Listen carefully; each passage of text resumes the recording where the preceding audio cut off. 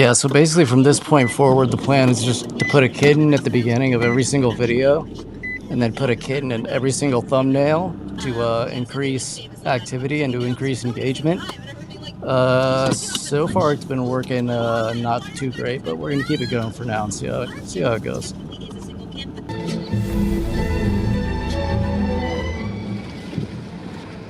Good morning. Happy Friday. How we doing today? Good, how are you? I'm doing well. Thank you for asking. What can I get for you today? Can I get a venti ice brown sugar oatmeal shaken espresso? Venti brown sugar, absolutely. What else do you think?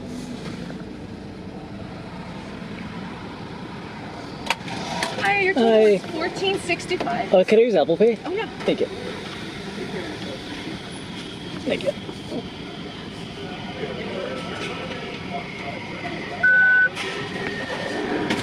Thank you. Okay, let's go.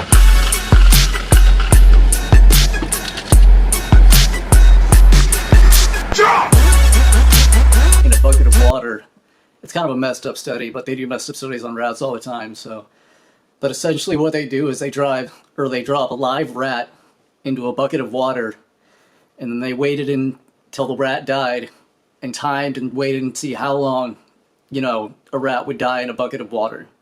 So they probably took 10 rats, 10 mice, threw them in buckets of water, took an average, and I think they said the average was about 20 minutes that a mouse or a rat, whatever you want to call it, would be in that bucket of water before it would drown to death or it would become exhausted and it would end up succumbing and dying. Then what they ended up doing after that was they did the same exact thing, except for after about 6 or 7 minutes, they would pull the rat out or the mouse out, and they would let it rest for about 5 minutes, and then they would put it back in the water. Now the results they found after that is almost every single mouse, after they returned it back into the water after letting it come out and rest for 5 minutes, was that the mice or the mouse or the rat, whatever the hell you want to call it, would end up living between 24 and 48 hours after they returned it back into the water. So it really kind of brings you back, to me anyway, it resonates in a way of just having faith that it will work out in the end. I think a lot of people are too afraid to push themselves to their actual limit because your brain's going to tell you to stop before you actually have to stop. You're a lot stronger than your brain's going to tell you are. Your brain's going to tell you to give up a lot before your body's actually going to give in.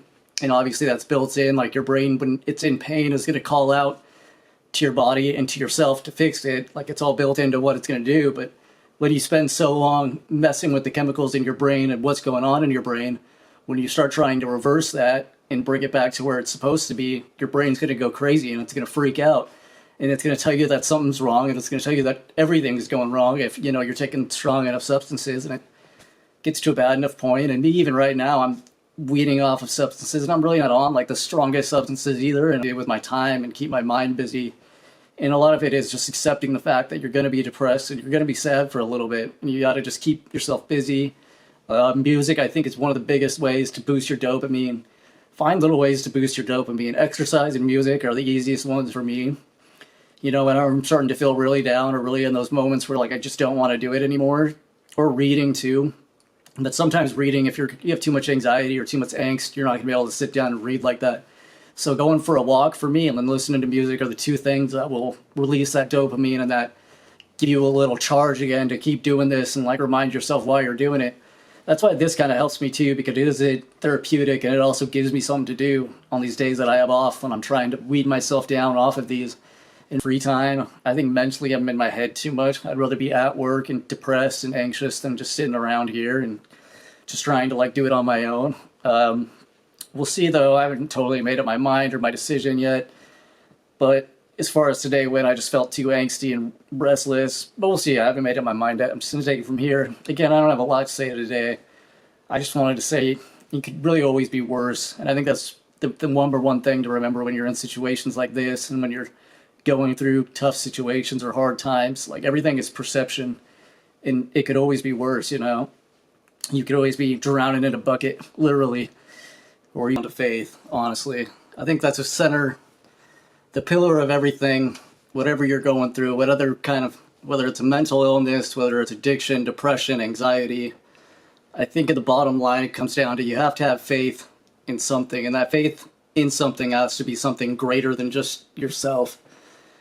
You know, whether it's God. I think right now a lot of young people are pushed away from organized religion, which to me is disappointing and I think is a negative thing for our society, because while there is negative aspects about religion and organized religion and Christianity in general, I think for the most part, Christianity is a good thing. And, you know, our roots in this country was founded on the identity of Christianity and the morals and ethics of Christianity. So, you know, and what Jesus believed in are just basic moral things that every human being should follow and go by. So I think the kind of modern day assessment of, you know, Christianity is it's kind of like outdated, and, you know, it's less and less prevalent than it used to be. There's more atheists more now than there ever used to be. I don't know why I can't talk today. But essentially, I think people just need to have more faith, especially when they're going through crises like this. You have to put your hands in, or put your faith in somebody else's hands, and give your life up sometimes to God to help let something in and I don't know. I can't even say what I'm trying to say, but sometimes your life can just become too much for you to handle. And sometimes it's okay to just take a step back and let something else work in your life, and maybe it'll work for your favor.